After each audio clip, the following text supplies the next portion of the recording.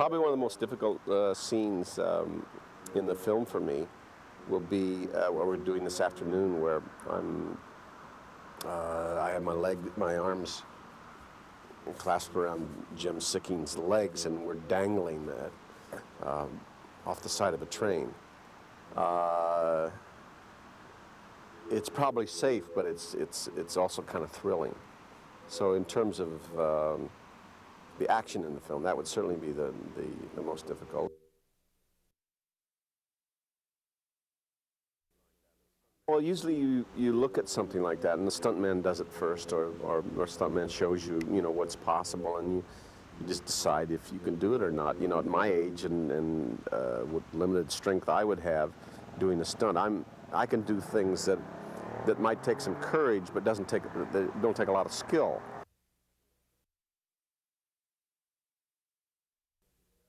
Well, it gets your heart going, yeah. But you're not supposed to be looking over the edge. As a character, you're doing something else. You're supposed to stay in character. So by the time you look over the edge, it's over, and then you think about it a little bit, and it's a little scary.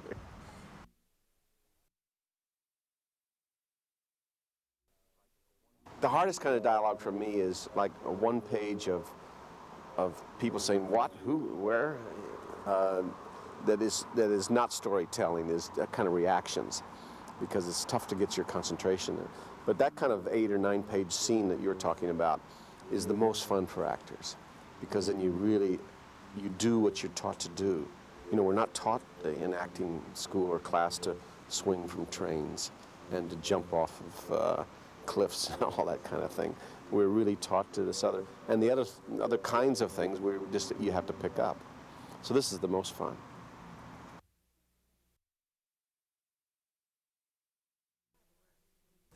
It's not fun. It's a lot of work to be in jeopardy day after day. You're shooting a film over a 3-month period, and the most important thing to learn is to do nothing. And what you feel is that you have some obligation to create jeopardy. You can't create jeopardy. You just have to play the moment and play the scenes. At times before when we'd start to roll, I didn't know if I'd be able to do it. I just didn't think I could. And then I'd get through it, and once I did it, I sort of knew the parameters, and I could feel how safe it would be, and I was all right. But always the first time for every new shot, I sort of described it as similar to going to the dentist. You're sort of waiting in the waiting room before the shot starts. And then when they say action, it's like when you see the needle in the Novogaine's coming. And then every time they'd set up a new shot that sounded worse than the last one, it was like the dentist just told you it's going to be a root canal. Kind of the way I felt about the whole sequence.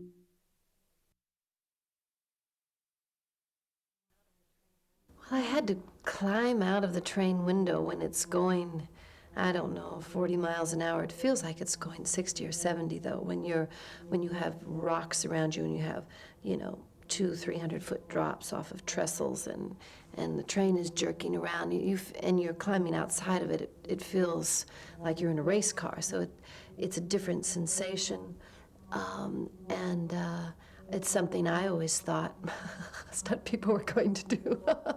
I couldn't believe it when they said I was going to do this, and I really didn't know if I could do it, and they had a cable on me, but as I said, I really don't want to find out what it's like to fall and be saved by the cable.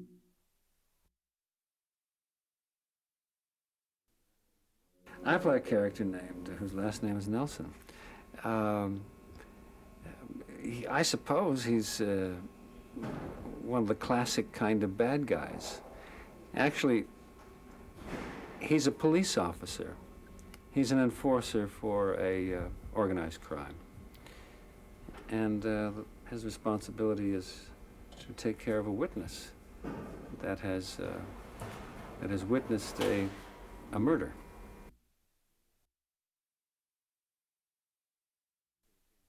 I was certainly looking forward to working with Gene Hackman, who, in my mind, is certainly the quintessential Gene Hackman, probably the best Gene Hackman there's ever been. And in saying that, I think he's, without getting into making acting a competitive sport, I think he's one of the finer actors that we have in this country.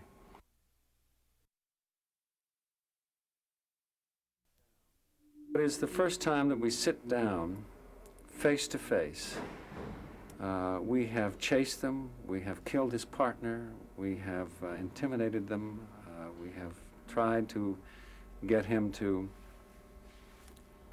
give us the information that we want without the face-to-face confrontation. This is the first time that we sit down and talk to each other. And in the scene, which is a lot of fun to play, there is this initial meeting of each other, right, across the table. There is the tension of having to deal with each other.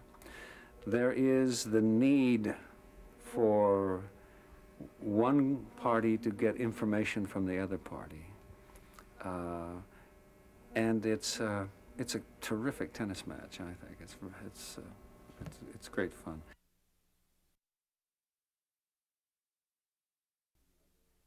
Well, it's the story of an assistant district attorney from Los Angeles who has to go to a very remote area in the Canadian Rockies to convince a woman who was a witness to a murder to come back and testify. The woman does not want to. Through a set of rather complicated circumstances, the two of them wind up on a train, not by choice. Also on the train are two people who want to kill the woman. They don't know who the woman is. They know who the man is. So what ensues is this chess game of these two killers on a train looking for a woman. This man trying to hide the woman. The killers know she's on the train. They know who the man is.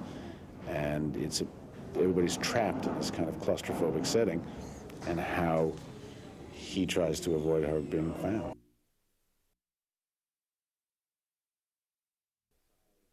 When I write something, it's because it's a film I'd like to see. How it's going to be made is something I never think of, ever.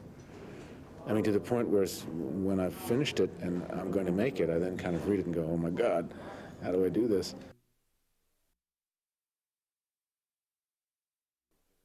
Well, I don't think it takes a nuclear physicist to ask Hackman to be in a film. I think he's, certainly, if not the greatest, one of the 2 or 3 greatest actors in the English-speaking language. It's the kind of actor that seems right for almost anything you do. It's odd. I mean, I could think of almost every single film I've ever done and said Hackman would be perfect for it. I think in some respects that's the definition of a star.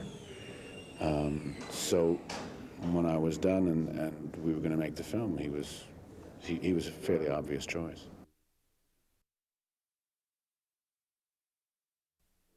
She's one of those very rare actresses who is a woman, not a girl, and who combines this extraordinary, clear intelligence while still being beautiful. And they're not many. There are not many women who are that beautiful and also convey intelligence at the same time. And it is the strength of that intellect that she has, to me, that I find so interesting.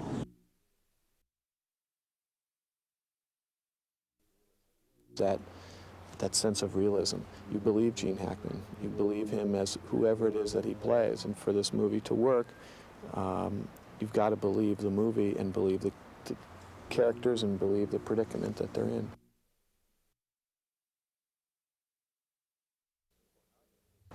The single most important thing that makes those sequences better than others is that you see that it's the real people, that in our case that it is Gene Hackman and that it is Anne Archer and James Sikking up on top of a train going fast through tunnels over, high trestles and all of the things integral to the scene. So in terms of stunt work, yes, there is stunt work, except once again, you're here and filming, you see that's Gene and Anne up there on the train. And James Sikking. They're doing a lot of it, a lot.